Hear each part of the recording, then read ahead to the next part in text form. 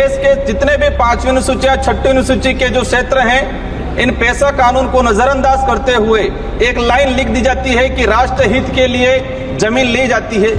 हजारों आदिवासियों को विस्थापित करके किसी एक उद्योगपति को लाभ पहुंचा के कौन सा राष्ट्र हित चाह रहे हैं हम लोग। यहाँ पर हम बिरसा मुंडा जयंती मना लेते हैं, संविधान दिवस की वर्षगांठ मना लेते हैं, लेकिन संविधान के अंदर आदिवासियों के हित के जो प्रावधान है वो आज भी धरातल पर लागू नहीं है।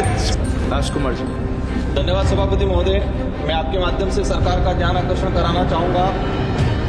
आज हम आजादी का संविधान दिवस लागू होने का 75वां वर्षगांठ मना रहे हैं, लेकिन संविधान के अंदर आदिवासियों के संरक्षण एवं उनके हितों के लिए 5वीं अनुसूची का प्रावधान किया गया है, लेकिन इस 5वीं अनुसूची के प्रावधानों को आज तक धरातल पे लागू नहीं किया गया है। कोई भी सरकार रही हो, ये अनुसूची के प्रावधानों को लागू नहीं करना ये दर्शाता है कि सरकारों की मानसिकता आदिवासियों के लिए कैसी है।